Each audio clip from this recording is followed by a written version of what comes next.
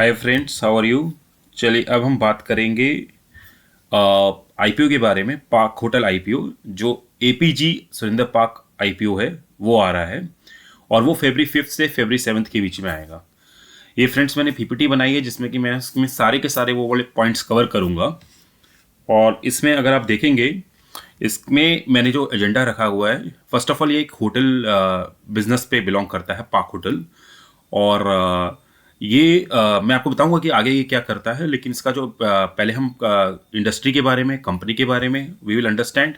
और उसके बाद है कि पार्क होटल करता क्या है, फिर आईपीओ डिटेल्स के बारे में जब समझेंगे, फिर उसकी जो ग्रोथ फैक्टर्स हैं कि why what about the industry, why it is where, like what is the future of this.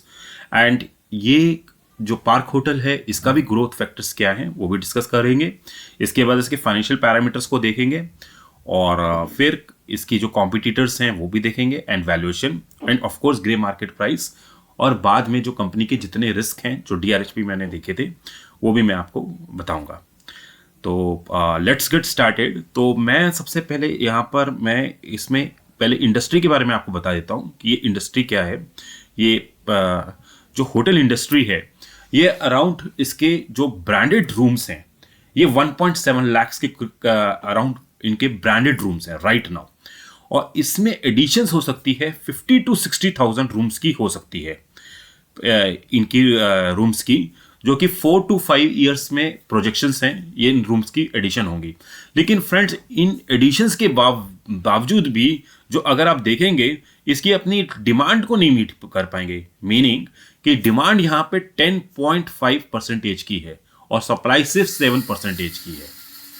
तो ये एक एक काफ़ी अच्छा पॉजिटिव बात है इस कंप्लीटली सेक्टर के बारे में, कि इवन दो ये सप्लाई इतनी करेंगे लेकिन डिमांड को ये मीट नहीं कर पाएंगे। और फ्रेंड्स, एक बात ये समझिए कि होटल रूम्स ये नहीं होता कि इमीडिएटली आ जाएंगे, वो कंस्ट्रक्ट करने पड़ेंगे and then it takes time. तो यहाँ पर ये एक स्टैंड आउट करते हैं। और दूसरा आप देखेंगे कि यहाँ पे मैंने एक ये पॉइंट लिखा है कि 70% इनकी जो ग्रोथ है वो जो होगी वो आउटसाइड ये पूरी सेक्टर की होगी, वो Tier 1 पे होगी। Tier 1 कौन सी सिटीज़ होती हैं? जैसे कि Tier 1 होती हैं जिनकी 1 लाख से ज़्यादा पॉपुलेशन होती है, वो Tier 1 सिटीज़ होती हैं। तो इनकी ग्रोथ अब 70% पे होगी। तो 70%, जैसे कि अब आप देख सकते हैं, जैसे अयोध्या है वहाँ पर हो सकती है, इंदौर है वहाँ पे हो सकती है। तो ये जो इवन जो स्पिरिचुअल और रिलीजियस जो टूरिज्म है, ये वहाँ पे अब ग्रोथ ज़्यादा होगी। उसके बाद ये जो दूसरा बिजनेस है होटल पार्क का, उस इंडस्ट्री के बारे में भी थोड़ा डिस्कस करते हैं कि वो करते हैं ये अपने जो फूड एंड बेवरेजेस का जो बिजनेस है ये वो करते हैं। और फूड एंड बेवरेज की जो इंडस्ट्री है वो राइट नाउ 4.3 लाख करोड़ की इंडस्ट्री है, और ये नेक्स्ट 5 ईयर्स में 7.5 लाख तक पहुंचेगी। और उसमें से जो इस ग्रोथ जो इंडस्ट्री की होगी वो 10 to 12% की तो होगी ही होगी। और इसमें अगर आप देखेंगे, जो होटल पार्क का जो रेवेन्यू है वो 42 से, मैंने फाइनेंशियल 21 से फाइनेंशियल 23 के बीच में 42 से अराउंड 44% रेवेन्यू उनको फूड एंड बेवरेज इंडस्ट्री से मिलता है। अब हम बात करेंगे होटल पार्क के बारे में कि ये इनके क्या बिजनेस हैं। तो इनके 3 बिजनेस सेगमेंट्स हैं। एक तो इनके होटल्स हैं जो अराउंड 30 होटल्स हैं, और अराउंड यू कैन से 2298 के रूम्स हैं यहाँ पर। फिर हम बात करेंगे इनके जो फूड एंड बेवरेजेस के जो फूड एंड बेवरेजेस हैं। फूड एंड बेवरेजेस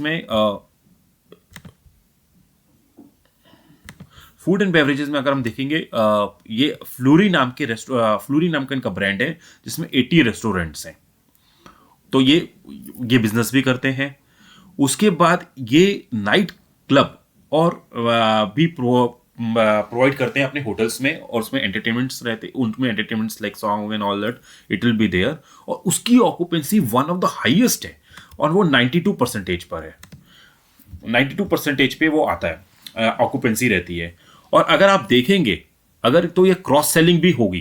क्या, कैसे क्रॉस सेलिंग क्या होगी कि जो होटल्स में यहाँ पर होगा, जो होटल्स में जो आएगा, वो इनका नाइट क्लब भी यूज कर सकता है नाइट के लिए। तो कोई होटल्स के लिए आएगा 2 डेज के लिए, वो उनका नाइट क्लब भी यूज करेगा, और कोई अगर नाइट क्लब के लिए आते हैं, जैसे कोई कस्टमर्स आएंगे, तो वो डेफिनेटली इनके होटल्स के लिए भी यूज कर सकते हैं, और इनका फूड एंड बेवरेजेस बिजनेस भी इसमें यूज हो सकता है। तो this is like a cross selling, इसके कारण भी इनको अच्छा रेवेन्यू मिल सकता है। और अगर हम इनके होटल्स को, जैसे कि मैंने आपको बताया यहाँ पे कि 30 होटल्स, इनके पास 30 होटल्स हैं जिसमें 2298 के रूम्स हैं। अगर हम इसको ब्रेक करें इस 30 होटल्स को, तो इनकी डायरेक्ट ओनरशिप अगर आप देखेंगे वो 7 होटल्स पे आती है। और इनके जो मैनेजमेंट कॉन्ट्रैक्ट वाले होटल्स जहां पे अपनी मैनेजमेंट सर्विसेज देते हैं, क्योंकि इनको काफी अच्छा एक्सपीरियंस है, तो ये मैनेजमेंट कॉन्ट्रैक्ट सर्विस देते हैं। मतलब कि होटल किसी कोई और होटल होता है, ये अपना स्टाफ प्रोवाइड करते हैं, और डे टू डे ऑपरेशंस होता है या लॉन्ग टर्म जो भी स्ट्रैटेजिक डिसीजंस लेने होते हैं, ये उसकी एडवाइस देते हैं। तो उसमें इनके 20 होटल्स हैं, तो वहां से भी इनको रेवेन्यू मिलता है। और इन्होंने अपने खुद के 3 होटल्स लीज किए हुए हैं, और इनको वहां से भी रेवेन्यू मिलता है एज अ रेंटल। तो अगर आप देखेंगे इसमें 2298 रूम्स भी हैं, तो इनके जो डायरेक्ट ओनरशिप के जो रूम्स हैं वो 1100 है। मैनेजमेंट कॉन्ट्रैक्ट से 1018 रूम्स ये इसमें हैं, और इसके जो लीज वाले हैं वो 179 रूम्स भी हैं। और कंपनी की डिटेल्स के बारे में मैं आपको जरूर बताता हूं कि जैसे कि इनके कंपनी की 20 सिटीज, प्रोमिनेंट सिटीज पे इंडिया के इसमें है, और इनमें काफ़ी इनकी जो स्टार्टिंग से जो अपीलिंग होती है, काफ़ी जो इनके फर्नीचर्स हैं, जो इनके जो स्टाइल्स हैं, वो काफ़ी एक यूनिक होते हैं। और इनके जो फर्नीचर स्टाइल्स होते हैं, ये सभी होटल्स में होते हैं। तो ये एक काफ़ी एक पॉजिटिव फैक्टर है कि आपको फील गुड फैक्टर रहेगा कि जब भी आप इनके होटल्स पे जाते हैं। दूसरा, ये लग्जरी बुटीक होटल कॉन्सेप्ट में आते हैं। अब वो क्या होता है मैं आपको बताता हूँ। जैसे कहीं पे जो नियर बाई हम कई बार जाते हैं कि हमें अगर कोई बड़ा होटल नहीं मिल रहा होता है, तो लग्जरी होटल्स में जैसे रिसॉर्ट्स हमें मिलते हैं, जहाँ पे अराउंड मैक्सिमम लाइक 100 के करीब या 125 के करीब रूम्स होते हैं, लेकिन उनकी सर्विसेज स्टार 4 होटल या 5 स्टार होटल की जैसी होती हैं। तो ये उस कॉन्सेप्ट में काम करते हैं। तो इनके जो होटल्स होते हैं वो इस तरीके के मॉडल्स में होते हैं, काफ़ी लग्जरी होते हैं। रूम्स आपको मतलब कि 100-125 तक मिलेंगे, पर services you will get it like 4 to 5 star. दूसरा, इनकी कंपनी की जो मैनेजमेंट है वो 5 डेकेड्स एक्सपीरियंस है। इन्होंने अपना पहला होटल 1967 पे खोला था, और उसमें कोलकाता में खोला था, जिसमें 149 रूम्स थे। तो इनको काफ़ी अच्छा एक्सपीरियंस भी है, और ये जनरेशन टू जनरेशन ये पास ऑन भी हो रहा है। और इनके जो रेस्टोरेंट्स हैं, अगर जो मैंने फूड एंड बेवरेजेस की, जैसे मैंने आपको बताया था कि जो इनके रेस्टोरेंट्स हैं वो 64 कोलकाता पर हैं, मुंबई में 8 है, और यहाँ पे दिल्ली पे 1 आ रहा है। तो इनके मेजर रेस्टोरेंट्स कोलकाता पर हैं, और जिस तरह मैंने आपको पहले बताया था, इसकी कोलकाता पे ही स्टार्ट हुई थी। इन्होंने होटल भी अपने वहाँ पे स्टार्ट किए थे। अच्छा, इन्होंने 2 कैटेगरी पे अपने होटल को डाला हुआ है। एक इनके पार्क होटल के नाम से है, और एक इनका जोन फॉर पार्क होटल के नाम से है। अब पार्क होटल पे आपको प्रीमियम और लग्जरी के पूरे होटल्स रूम्स मिलेंगे, और ये काफ़ी मतलब कि जो अपस्केल्स हैं, जैसे मैंने 1.7 लाख के बारे में जो पहले आपको रोड इंडस्ट्री का एग्जांपल दिया था, वो इसमें इस कैटेगरी में आते हैं। अपस्केल्स काफ़ी जो हाई लेवल के जो कस्टमर्स होते हैं, उनके लिए ये पार्क होटल ये डालते हैं। और जो इनके जो जोन फॉर पार्क है, जो मिड स्केल या इकॉनमी के जो गेस्ट होते हैं, उनके लिए इन्होंने जोन फॉर पार्क बनाया हुआ है। तो दोनों कस्टमर्स को ये कैटर करते हैं, और प्रीमियम को भी और इकॉनमी कस्टमर्स को भी। और ये टीयर 2 और टीयर 3 पे जोन फॉर पार्क वाले होटल ज़्यादा है। ऑफ कोर्स, क्योंकि टीयर 1 पे mostly will get a corporates and travellers, तो तो वो ज़्यादा मिलेंगे। तो फिर ये इसलिए प्रीमियम होटल्स आपको पार्क जो होते हैं टीयर 1 पे ज़्यादा होंगे। फिर मैंने आपको नाइट क्लब और एंटरटेनमेंट के बारे में बताया था कि इनका एक और भी रेवेन्यू है जो नाइट क्लब एंटरटेनमेंट करता है, और एक क्रॉस सेलिंग करते हैं। जिस तरह से कि जो नाइट क्लब में आएगा, then customer can go and have the food and beverages, तो उसमें भी बेनिफिट इनको मिलेगा।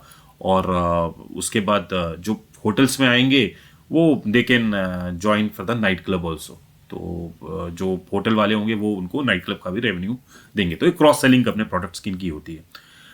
अच्छा, ये आईपीओ मैं आपको एक चीज़ और बता देता हूँ कि ये 2022 में भी ये आईपीओ इन्होंने डीआरएचपी फाइल किया था। सेबी ने इनको अच्छी तरह से ग्रीन सिग्नल दिया था, कोई प्रॉब्लम नहीं थी, सेबी ने इनको ग्रीन सिग्नल दिया था। लेकिन 2020 में हमारा एक कोविड इशू चल रहा था, तो उसके कारण ऑफ कोर्स आपको पता है कि हॉस्पिटैलिटीज़ और ये मॉल का जो सेक्टर है इसने काफ़ी सफ़र किया था, चाहे वो पीवीआर हो या मॉल्स हो। तो उसके बाद क्योंकि हॉस्पिटैलिटी है, टूरिज्म एंड ट्रैवल सबसे ज़्यादा सफ़र हुआ था, तो उसके कारण ये अपने आईपीओ के साथ नहीं आए थे। और तो now they are coming with the IPO. तो सेबी ने कोई मतलब पॉइंट्स इन पे नहीं डाले थे कि दैट इज़ लाइक कोई हिडनेस नहीं थी। तो now they are coming with the IPO since the market is good and hospitality sector is performing like anything now. अच्छा, इनके एम्प्लॉय अराउंड 2300 एम्प्लॉयज़ हैं, इनके अपने एम्प्लॉयज़ हैं वो। और इनका जो डेट है, इनका डेट क्योंकि ये अपने आईपीओ के कारण नहीं आए थे उसके बाद में, पर इनका डेट जो है धीरे धीरे जो पाइल्ड अप होते गया 30 to 40 करोड़ पे, और अब इनका जो डेट है वो अराउंड 550 करोड़ रुपीस का हो चुका है। अब ये था कंपनी के बारे में, इंडस्ट्री के बारे में, और आपको ये पूरा एक बैकग्राउंड था। अब हम बता देते हैं कि आईपीओ डिटेल्स क्या हैं। ये आईपीओ आ रहा है February 5 से 7 के बीच में, और इसकी लिस्टिंग जो होगी वो 12 को होगी। इसका प्राइस बैंड इन्होंने रखा गया है 147 से 155, और ये आप मतलब कि आप लोग अप्लाई कर सकते हैं, और इसका लॉट साइज होगा 96 शेयर्स, और 96 शेयर्स को अगर हम 55 से मल्टीप्लाई करते हैं तो आपको 14,880 की अमाउंट पर लॉट आपको देनी पड़ेगी। और इसमें रिटेलर्स, जैसे आपको पता है रिटेलर्स 2 लाख से ज़्यादा अप्लाई नहीं कर सकता, तो वो 13 लॉट्स पे ही मैक्सिमम अप्लाई कर सकता है। अच्छा, ये टोटल जो प्रोसीड्स जो इनको मिलेंगी इस आईपीओ से, वो मिलेंगी 920 करोड़ रुपीस की कंपनी को। इसका मैं आगे ब्रेकअप भी करूंगा आईपीओ को, वो कहाँ पे फ्रेश इशू करेंगे और ओएफएस कितना है। अच्छा, इसकी कल ही एंकर बुक पूरी की पूरी सब्सक्राइब हुई है, और जो एंकर बुक थी 409 करोड़ की थी, ये पूरी की पूरी सब्सक्राइब हुई है। इसमें आपके फॉरेन इंस्टीट्यूशंस हैं जैसे like city group, society journal, उन्होंने अप्लाई किया है। डोमेस्टिक इंस्टीट्यूशंस हैं, एचडीएफसी, कॉन्ट, आईसीसी, निपॉन, उन्होंने भी अप्लाई किया। यहाँ पे वाइट ओक भी है, उसने भी काफ़ी अप्लाई किया है। और इंश्योरेंस कंपनीज हैं, और एचडीएफसी, एसबीआई, उन्होंने भी अप्लाई किया है। तो ये प्रोमिनेंट नेम्स हैं जो मैंने आपको बताया है, और इनकी कल ही पूरी की पूरी ये एंकर बुक पूरी की पूरी सब्सक्राइब हो गई थी। और अगर आप इस वजह से देखेंगे तो उनका जो मार्केट कैप है, अपर ब्रांड पे मार्केट कैप 3,307 करोड़ तक होगा। अब हम बात करते हैं इनके आईपीओ प्रोसीड्स के बारे में। ये आईपीओ जैसे कि ये 920 करोड़ रुपीस इनको आईपीओ से मिलेंगे, उसमें 600 करोड़ रुपीस मिलेंगे फ्रेश इशू में। फ्रेश इशू जैसे आप लोगों को पता होगा कि फ्रेश इशू कंपनी अपने अपने बिजनेस के लिए यूटिलाइज कर सकती है, तो कंपनी इस चीज़ को अपने बिजनेस के लिए यूटिलाइज कर सकती है। तो 600 करोड़ रुपीस कंपनी को उस पर्पस के लिए मिलेंगे। और ऑफर फॉर सेल इसमें से 320 करोड़ का है, तो 320 करोड़ मतलब ये पैसा प्रमोटर्स के पास जाएगा, या जो इन्वेस्टर्स लिस्टिंग से पहले प्रमोटर के पास है, अगर वो भी सेल कर रहे हैं तो उनके पास भी जाएगा।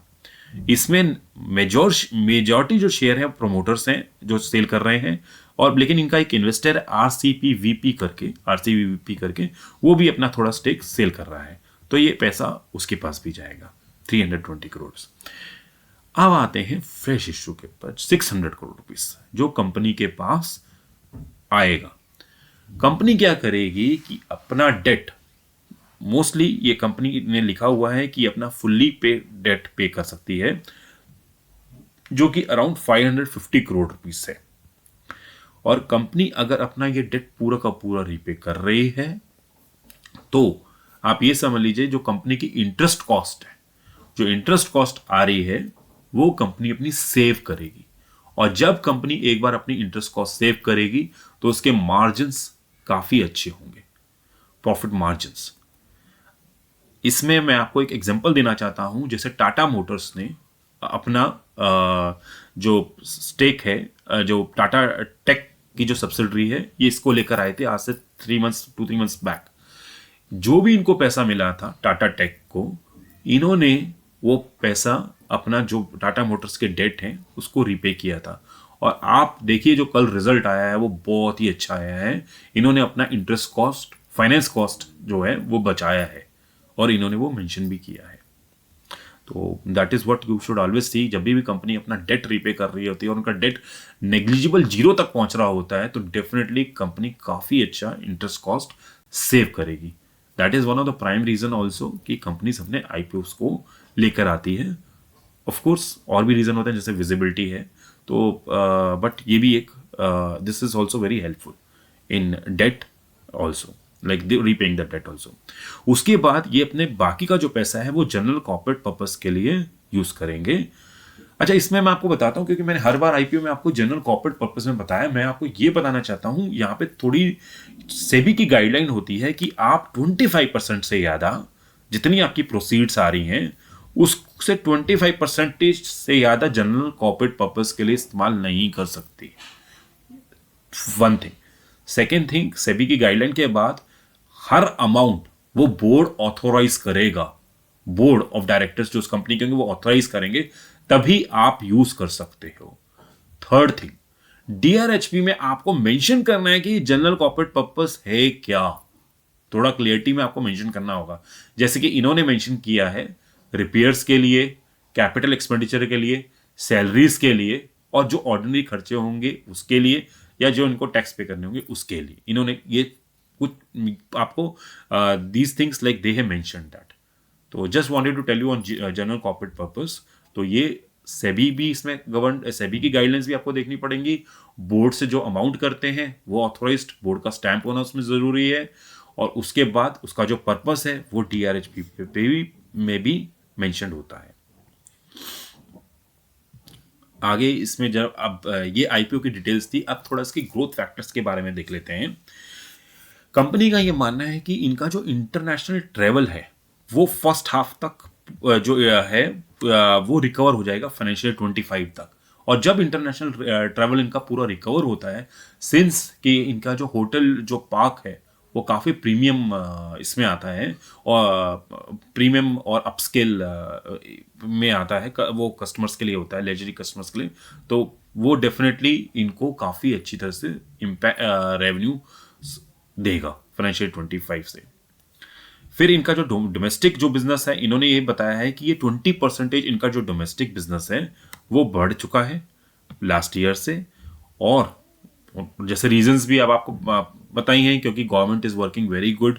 तो एक्सप्रेस वेज हैं आजकल, आपको मतलब कि जो काफ़ी एक्सप्रेस वेज हैं जो बन चुके हैं, काफ़ी एक्सप्रेस वेज हैं, चाहे Mumbai to Delhi and all that, वो भी सब बहुत जल्दी आ रहे हैं। तो कंपनी ने ये बताया कि स्ट्रॉन्ग इंफ्रा के कारण भी क्योंकि इनके होटल्स जो में लोग आ जाते हैं और एयरपोर्ट्स भी अब इंक्रीज हो रहे हैं, तो उसके कारण भी इनको काफ़ी अच्छा रेवेन्यू मिला है। कंपनी का मैं ऑलरेडी आपको बता चुका हूँ कि कंपनी के पास बहुत अच्छी मैनेजमेंट है, और उसका जो इनका जो एक्सपीरियंस है वो 5 डेकेड्स का है। अच्छा, यहाँ पर मैं आपको बताता हूँ बजट। इस बार बजट जो आया है उसमें सीतारामन जी ने भी बजट के बारे में बताया था कि अगर आपको लॉन्ग टर्म जो लोन्स लेने हैं इंटरेस्ट फ्री, आप स्टेट गवर्नमेंट से ले सकते हैं, और उसको सेंट्रल गवर्नमेंट जो है वो उनकी हेल्प करेगी, और काफ़ी स्कीम्स भी ये लेकर आ रहे हैं। और ये साथ में अगर आप ये देखें कि एक्सप्रेस वे भी अगर मैं जोड़ लूँ, ऊपर के एक्सप्रेस वे भी, तो ये हमें काफ़ी, ये एक्सप्रेस वे भी अगर हम जोड़ लें तो गवर्नमेंट की तरफ से एक्सप्रेस वे प्लस अगर आप इंटरेस्ट फ्री लोन्स पे लेकर जैसे ये सब आ रहे हैं, तो ये डेफिनेटली एक अच्छा पॉजिटिव इंडिकेटर देगा, और ये बिजनेस लॉन्ग टर्म पे काफ़ी अच्छा, ये sector all together I can say ये ग्रो करेगा। और ये देखेंगे कि ये सेक्टर, अगर मैं आपको बताऊं, ये सेक्टर कोविड के बाद स्टार परफॉर्मेंस बन चुका है। अब आप जितने भी होटल के प्राइसेस उस समय देखेंगे, जो भी स्टॉक प्राइसेस हैं, EIH है या जो भी है, इंडियन होटल है, ये बिलो 100 थे, और आज 500 रुपीज़ का इंडियन होटल्स हैं, एंड EIH होटल्स भी आज 325 330 के करीब है। तो ये सेक्टर ने काफ़ी ज़्यादा अच्छी तरह से परफॉर्म किया है, बिकॉज पीपल आर थिंकिंग कि people are spending more now after the COVID. एक तो ये रीज़न है, और ये एक चलते जा रहा है कि people are spending on that, people want to enjoy, और एक तो ये भी है। और दूसरी बात अगर हम देखेंगे, ये इस इंडस्ट्री ने क्या किया है, मैंने एक बार पुनीत चटवाल का इंटरव्यू देखा था, जो इंडियन होटल्स के चेयरमैन हैं। उन्होंने ये बताया था कि नाउ जो होटल इंडस्ट्री है, कोविड के बाद उनको ये पता चल गया कि कहाँ कहाँ पे कॉस्ट सेविंग करनी पड़ती है। और कॉस्ट सेविंग्स जहां पर ये इनको पहले जो जहां पे इनकी कॉस्ट ज्यादा होती थी, अब इनको पता चल गया कि कोविड में, क्योंकि क्या हो रहा था, इनकम तो आ नहीं रही थी, तो लोग तो इनको अपनी कॉस्ट पे ज्यादा ध्यान देना पड़ रहा था। तो इनको कॉस्ट, जो फिक्स कॉस्ट है, इन्होंने सेव करने का मैकेनिज्म ढूंढे। ये अपने ड्राइंग बोर्ड पे गए, इन लोगों ने, सबने, होटल इंडस्ट्री ने मैकेनिज्म ढूंढे किस तरह से अपनी कॉस्ट को ये स्ट्रीमलाइन कर सकते हैं, सेव कर सकते हैं। उसके बाद ये चीज अब ये फॉलो कर रहे हैं कंटिन्यूअसली। तो उसके कारण एक तो ये यहां से इन्होंने अपनी कॉस्ट इन्होंने सेव करी है। तो उसके कारण क्या होगा कि अगर आप देखेंगे, इनकी अर्निंग्स काफी अच्छी आई हैं। 2 दिन पहले ही इंडियन होटल्स का रिजल्ट आया था और उसकी अर्निंग भी काफी अच्छी आ रही है, उसके मार्जिन्स काफी अच्छे आ रहे हैं। तो एक ये था। और दूसरा, इवन इनफैक्ट इंडियन होटल ही 3 इयर्स बैक, इंडियन होटल्स ने ही राइट शेयर्स अपने निकाले थे, राइट इशू निकाला था, और उसके कारण इंडियन होटल्स ने पूरा का पूरा अपना डेट रीपे किया था। सेम थिंग होटल पार्क, जो अपना पूरा का पूरा डेट इस आईपीओ से पे करेगा, और वो भी अपना इंटरेस्ट कॉस्ट आने वाले टाइम पे बचाएगा। तो ये एक काफी एक अच्छा सेक्टर हो चुका है, हॉस्पिटैलिटी सेक्टर। और एज स्टार्टिंग में मैंने आपको बताया कि इंडस्ट्री 10% अराउंड 10.5% की डिमांड है और सिर्फ 7% की सप्लाई है। तो यहाँ पर काफ़ी गेन मिलेगा। और अगर हम होटल पार्क के बारे में बोलें तो ये अपने डबल कर रहे हैं होटल के रूम्स को। और उसके बाद इनके जो पाइपलाइंस में 22 होटल्स हैं, और इसमें 16 इसमें मैनेजमेंट के कॉन्ट्रैक्ट्स वाले होटल्स भी हैं। तो इनकी ग्रोथ भी काफ़ी अच्छी हो रही है। अब आते हैं जरा इनके फाइनेंशियल्स के ऊपर। इनका फाइनेंशियल 21 में सेल्स था 190 करोड़ रफली, और उसके बाद वो बढ़ के 524 करोड़ का हो गया है। तो रफली ये सेल्स 275% बढ़ा है। इनका अगर हम लॉस देखें तो -75 करोड़ था ये फाइनेंशियल 21 पे, ये 48 करोड़ रुपीस का प्रॉफिट फिगर हो चुका है। तो ये बहुत ही अच्छी तरह से, यहाँ पे मैंने एक परसेंटेज भी दी है कि पहले ये 62% बढ़ा था, फिर 270% बढ़ा है। तो यहाँ पे ये काफ़ी अच्छी तरह से इनका इवन प्रॉफिट भी ग्रो हुआ है। इनके अभी 6 मंथ्स के ही सेल्स की बात करें तो ये 272 करोड़ की इनकी सेल्स हुई है, और इसमें इनको प्रॉफिट लगभग 22.95 इनको करोड़ रुपीस का हुआ है। और अगर 6 मंथ्स टू 6 मंथ्स 23 की अप्रैल 23 से सितंबर 23 और अप्रैल 22 से सितंबर 22 की बात करें तो उसमें 17% की इंक्रीज हुई है। इनका पैट भी इस तरह से 24% बढ़ा है, which is a good thing. और अगर आप देखेंगे इनके जो डेट हैं वो 593 करोड़ के हैं, और वो लगभग 597 करोड़ तक, मतलब ये डेट यहाँ तक इनके सेम ही है। ये 30 सितंबर के हैं, अभी इनका डेट 550 करोड़ तक लगभग हो चुका है। अब हम थोड़े से इनके जो रेवेन्यू है, ये 524 करोड़ रुपीस, ये जो रेवेन्यू है इसके बारे में बात करेंगे। इसको मैंने थोड़ा स्प्लिट किया है थोड़ी अपनी बेटर अंडरस्टैंडिंग में। 524 करोड़ का जो रेवेन्यू है, इसमें से इनको जो होटल्स मैंने आपको जैसे बताए थे 30 होटल्स में से 7 होटल्स ये डायरेक्ट ओनरशिप ये करते हैं, मैनेज करते हैं, उसमें से मिलता है 447 करोड़। जो मैनेजमेंट कॉन्ट्रैक्ट के जहां पे सर्विसेज ये प्रोवाइड करते हैं, अपने मैनेजमेंट को बेचते हैं, डे टू डे ऑपरेशन या स्ट्रैटेजिक जो भी एग्रीमेंट्स हैं इनके दूसरे होटल दूसरे ओनर्स के साथ, उसमें इनको मिलता है 9.4 करोड़। और इन्होंने जो खुद के 3 होटल लीज किए हैं वहां से इनको मिलता है 23.5 करोड़। तो यहां पे आप देखेंगे सबसे अच्छा बेनिफिट मतलब इन होटल इंडस्ट्री को डायरेक्ट ओनरशिप पे ही मिलता है। और ये डायरेक्ट ओनरशिप में आप देखेंगे तो मैनेजमेंट ने ग्रोथ में ये बताया हुआ है कि ये अपने होटल्स डबल कर रहे हैं। तो आने वाले टाइम पे यहाँ पे कंपनी को काफ़ी अच्छा और भी बेनिफिट मिल सकता है। अब इनके रेवेन्यू को थोड़ा सा हमने और स्प्लिट किया है। इसके ये रेवेन्यू है 524 करोड़। अब यही मैंने होटल और फूड एंड बेवरेजेस में भी स्प्लिट किया है। होटल इंडस्ट्री पे इनको मिलता है 296 करोड़, अराउंड 55-56% इनको होटल इंडस्ट्री पे मिल रहा है। और फूड एंड बेवरेजेस में मिलता है 228 करोड़ फाइनेंशियल 23 का। और अगर आप देखेंगे इनके जो होटल इंडस्ट्री, जो इनके जो दो मेन पिलर्स हैं, वो है कॉर्पोरेट क्लाइंट्स हैं, और एक है लेजरी कस्टमर्स। जो इनके कस्टमर्स हैं तो लेजरी, जो पार्क होटल्स में जाते हैं, वहां से इनको 40% रेवेन्यू मिलता है। मतलब इसका 80% रेवेन्यू ये दो सेगमेंट लेकर आते हैं। और ये जो फूड एंड बेवरेजेस बिजनेस है, देखिए जी, होटल बिजनेस तो आप मतलब कि नॉर्मली अगर हम देखेंगे तो Q1 और जो क्वार्टर होता है, जो Q1 क्वार्टर्स होटल्स के लिए काफ़ी अच्छा होता है, और एक Q3 क्वार्टर्स, Q1 क्यों ज़्यादा अच्छा होता है, उसमें like most of the families, like leisure customers जो अपनी फैमिलीज के साथ आते हैं, और क्योंकि बिकॉज बच्चों की छुट्टियां होती हैं तब आते हैं, और एक Q3 का भी सीजन होता है। Q3 जब न्यू ईयर का टाइम होता है, उस समय इनके बिजनेस काफ़ी अच्छा होता है। तो वो लेजरी कस्टमर्स में अगर हम देखेंगे तो वो उसमें Q1 एंड Q3 में आते हैं। लेकिन ये क्या हो गया, फिर सिक्लिकल हो गया।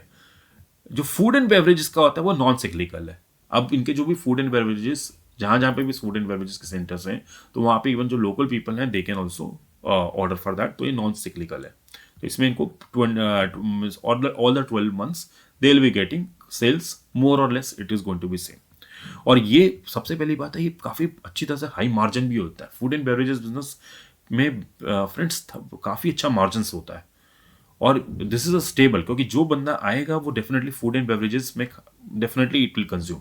इसमें मैं एक छोटा सा एग्जांपल देता हूँ फूड एंड बेवरेजेस का, पीवीआर और वंडरला, जो मेरे दिमाग में आ रहा है। पीवीआर बिजनेस अगर आप देखेंगे, आप वहाँ पे मूवी देखने जाते हैं, लेकिन 30 से 40% उनका रेवेन्यू, जो पॉपकॉर्न्स, पेप्सी और जो भी whatever is there, whatever you buy, वो उनका बिजनेस रेवेन्यू वहाँ से आता है। इवन वंडरला में भी जाएंगे, जैसे एम्यूजमेंट पार्क में जाते हैं, तो वहाँ पे भी काफ़ी रेस्टोरेंट्स होते हैं, और उसको भी रेवेन्यू, वंडरला को भी जो रेवेन्यू मिलता है, वो जो रेस्टोरेंट से वो भी काफ़ी उन्हें अच्छा मिलता है। अराउंड 20% रेवेन्यू उनको वहाँ से मिलता है। तो like this is like food and beverages से भी रेवेन्यूज इन सभी प्लेयर्स को एक काफ़ी अच्छा मिलता है, और ये काफ़ी एक बड़ी सेगमेंट है जिसमें ये मनी लिख कमाते हैं। अच्छा, अब थोड़ी सी और फाइनेंशियल्स की बात करते हैं कि इनका जो करंट डेट है वो तो भी 0.99 के करीब है, लेकिन जिस तरह मैंने बताया कि पोस्ट आईपीओ ये पूरा का पूरा नील हो जाएगा। और एक बार ये नील हो जाएगा तो जिस तरह मैंने आपको बताया था कि एक बार फाइनेंस कॉस्ट, उनके इंटरेस्ट कॉस्ट पे सेव होंगे, तो इनकी मार्जिन्स बढ़ेंगे, और which is going to be very good. इसी तरह से, क्योंकि इंडियन होटल्स ने भी इसी तरह से अपने मार्जिन्स, अपने डेट पूरा रिपे किया था, और उसके बाद उनके जो मार्जिन्स हैं काफ़ी अच्छे बढ़ चुके हैं। अच्छा, यहाँ पे इनकी रिटर्न ऑन नेटवर्थ अराउंड 9% पर आती है, और इनकी जो अर्निंग पर शेयर है 23 के हिसाब से ये 2.75 की है। और अगर आप 2.75 को 55 की अपर प्राइस पे देखें, जो आईपीओ की प्राइस है उससे देखेंगे, तो ये इनकी पी रेशो 54 की होती है रफली। और यहां देखिए, यहां पे जो इंडस्ट्री की एवरेज इस समय जो चल रही है, इंडस्ट्री की जो एवरेज जो चल रही है वो अराउंड 72 है। तो यहां पर एक वैल्यूएशंस का एक काफी अच्छा इन्होंने स्कोप दिया है कि जहां पे दिस शेयर में लिस्ट फेवरेबली, एक छोटा सा लिस्टिंग गेन हो सकता है। और जिस तरह मैंने आपको बताया था, फाइनेंशियल 21 पे कंपनी को लॉस था -75 करोड़ का, तो तभी इनकी मार्जिन आप देखेंगे यहाँ पे -40% पर है। लेकिन अब वो प्रॉफिट हो चुका है 48 करोड़ का 23 में, तो अब ये पैट जो है वो 9% हो गया है। और सिंस ये अपना डेट भी रीपे करेंगे, तो ये 9% और भी बढ़ेगा। तो that is also a good thing. और इनके कैश फ्लो पॉजिटिव हैं ऑपरेशंस के। ऑपरेशंस मतलब जिससे काम कर रहे हैं, जो कामकाज से इनके तो प्रॉफिट आ रहे हैं ऑपरेशंस पे, लेकिन सिंस इन्हें होटल्स इंडस्ट्री पे इन्वेस्ट भी करना पड़ रहा है, अपने नए नए होटल्स बनाने भी पड़ते हैं, इंटरेस्ट कॉस्ट भी आ रही है उसकी, तो उसके कारण इनके जो ओवरऑल कैश फ्लो है वो नेगेटिव पे जा रहे हैं। और अगर हम इनका जो ग्रे मार्केट प्राइस है वो देखेंगे, तो मैंने लास्ट 3 दिन का ये रिकॉर्ड किया हुआ है। एक्चुअली ग्रे मार्केट प्राइस जब आईपीओ की प्राइस, आईपीओ के शेयर की प्राइस डिक्लेयर हो जाती है, वहां से ग्रे मार्केट प्राइस स्टार्ट हो जाता है। तो जिस दिन ये आईपीओ की प्राइस डिक्लेयर हुई थी, जो आईपीओ का प्राइस बैंड है 147 से 155, वो डिक्लेयर हुआ था, तब इनका प्राइस था 25। उसके बाद ये 44 हुआ, और कल जब एंकर बुक पूरी की पूरी इन्वेस्ट हुई तो उसके बाद इनका प्राइस 70 रुपीज ग्रे मार्केट में हो गया है। और यहां पे अगर आप देखेंगे तो लिस्टिंग कंपनी की 225 रुपीज पे हो सकती है। तो but again grey market price is just an indication. तो इसमें ये डेफिनेटली आपको पता होना चाहिए, लेकिन that should not be a reason कि हाँ भाई 70 रुपीज़ का ये हो जाएगा तो मुझे इन्वेस्ट करना है। आपको कंपनी के फंडामेंटल्स, बिजनेस और जैसे ये वीडियोस होती हैं इनकी डेफिनेटली हेल्प लीजिए, DRHP पढ़िए, फाइनेंशियल एडवाइजर से पूछिए, तभी जाके इन्वेस्ट करिए। And this video is only for the education purpose. ठीक है, चलिए जी आगे चलते हैं। यहाँ पे जो इनका कंपटीशन है इनके, क्योंकि लिस्टिंग प्लेयर है तो इतना कोई टफ तो मुझे भी नहीं हुआ कि इनके जो इंडियन होटल्स हैं EIH, लेमन ट्री, चैलेट हैं, ये इनकी वैल्यूशंस जो मैंने देखी हैं वो 46 से 86 के बीच में आ जाते हैं जो पी की वैल्यूशन है। तो उसके हिसाब से देखेंगे तो मिनिमम ही 46-45 की है, और इस इंडस्ट्री की जो इनकी पी है वो 54 पे आती है। तो which is a good thing कि वैल्यूशन इन्होंने रीजनेबल रखी हुई है। अब सबसे इंपॉर्टेंट चीज, रिस्क। रिस्क हमें पता होना चाहिए किसी भी बिजनेस में इन्वेस्ट करने से पहले। तो इनकी जो लार्ज इनकम आती है वो 5 होटल से आती है, और वो 5 होटल 75% इनको रेवेन्यू देते हैं। तो अगर 5 होटल्स में उनको प्रॉब्लम होती है, होटल पार्क्स के जो होटल हैं, तो उसमें इनके रेवेन्यू सफ़र कर सकते हैं। फिर इनके जो होटल्स हैं वो ऑलरेडी, जो कई होटल्स हैं इनके, वो मॉर्गेज हुए हैं लेंडर्स को। इनका ICICI बैंक मैंने देखा था जो एक बिगेस्ट लेंडर है, तो ये इन्होंने जो लोन्स लिए हुए हैं ये मॉर्गेज करके इनको जो लोन्स मिले हुए हैं। ऑफ कोर्स जब ये एक बार लोन रीपे करेंगे तो ऑफ कोर्स वो टाइटल डीड्स वापस हो सकती हैं, but we have to see that. अभी मैं कुछ इसमें कमेंट नहीं कर सकता, लेकिन कि किस लेंडर्स पर है क्या है, but then only we can comment once they will repay and the company will give the announcement to stock exchanges। अच्छा, और होटल्स की तरह यहाँ पे हाई वर्किंग कैपिटल की भी रिक्वायरमेंट होती है। और जिस तरह मैंने आपको स्टार्टिंग में बताया था कि होटल बिजनेस इनका 2 लेग्स पे खड़ा है, एक कॉर्पोरेट क्लाइंट्स, एक लेजरी कस्टमर्स पे। तो ये काफ़ी एक रिस्क है कि अगर सपोज कर लीजिए लेजरी कस्टमर्स नहीं आते हैं या कॉर्पोरेट्स जैसे नहीं आते, जैसे लास्ट टाइम जैसे कोविड भी आया था, तो इनका रेवेन्यू काफ़ी इसमें इम्पैक्ट कर सकता है, जो प्रीमियम मार्केट है इनका। फिर मैंने DRHP में एक ये भी चीज़ देखी थी, 2020 में कंपनी के पास ना काफ़ी लोन्स थे, ICICI बैंक, HDFC के लोन्स थे। कंपनी ने उसके बाद वो लोन्स डिले किए थे, डिले करी थी उसकी पेमेंट्स को। तो उसके कारण ये मतलब कि क्योंकि 2020 में क्योंकि कोविड आया था, company was not able to pay that interest and all that. तो उसके बाद कंपनी ने 2 डिले किए थे, लेकिन ये सारे उन्होंने कंपनी ने 2021 में पे कर दिए थे। तो डिफॉल्ट नहीं किया था, बट ये डिले किया था। But this is a point which is also risk कि अगर कंपनी कभी भी ऐसी चीज़ों से सफ़र करेगी तो कंपनी फाइनेंशियल क्रंचेस में जा सकती है। अच्छा, इनका जो फूड एंड बेवरेजेस बिजनेस है, जिसका मैंने आपको दिखाया था कि इसमें 64 रेस्टोरेंट्स हैं, वो सारे के सारे कोलकाता पे हैं। तो ये कोलकाता पे इनके 80% रेस्टोरेंट में। तो कल को कोलकाता पे कोई भी पॉलिसी है, कुछ भी अगर कोलकाता स्पेसिफिक स्टेट में अगर कुछ भी आता है तो definitely it will have an impact. और इनका जो रेवेन्यू है जो 524 करोड़ रुपीज़ का है फ्रेंड्स, वो अगर आप देखेंगे वो रेवेन्यू इनको किस किस तरीके से मिलता है। जैसे कि आपको होटल पार्क चूज करना है, आप इनकी होटल पार्क की वेबसाइट पे जाएंगे, ठीक है, या आप वॉक इन करेंगे, या आजकल जैसे कि आप जो ऑपरेटर्स हैं, जैसे कि हमारे मेक माई ट्रिप है या जो भी साइट्स हैं, वहां से भी लेंगे, तो वो रेवेन्यू इनको 54% जो रेवेन्यू है वो इनका वहां से आ रहा है। अराउंड 52 से 54% रेवेन्यू लास्ट 3 साल से इनका वहां से आ रहा है। तो अगर ऑपरेटर्स अगर इनको इतना बड़ा रेवेन्यू दे रहे हैं 54% का, तो going forward they can ask for more discount also, कि भाई आपका रूम हम ज़्यादा बुक कर रहे हैं, हम आपको सेल्स दे रहे हैं, तो आप हमें ज़्यादा डिस्काउंट दो या ज़्यादा कमीशन दो। तो वो कंपनी की मार्जिन्स पे इम्पैक्ट करेगा। तो that is also there.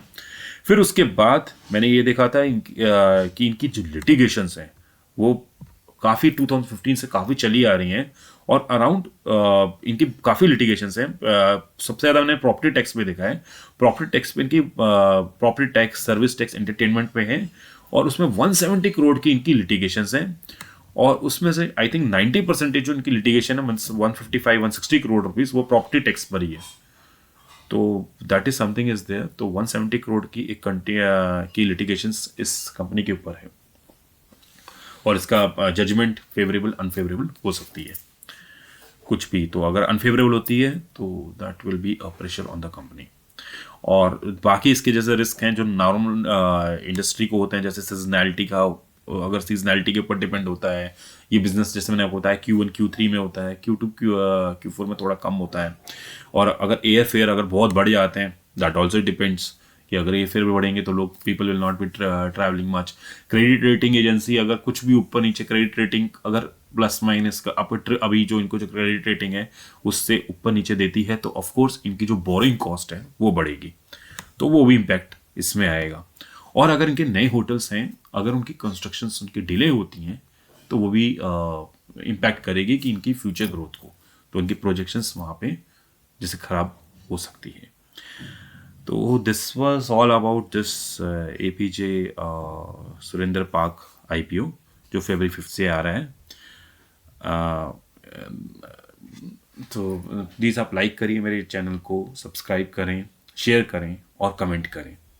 I hope कि आपने ये प्रेजेंटेशन लाइक करी होगी और मैं आगे भी प्रेजेंटेशंस के साथ आकर आपको IPO के बारे में पूरी की पूरी डिटेल्स दूंगा। Thank you, thanks a lot.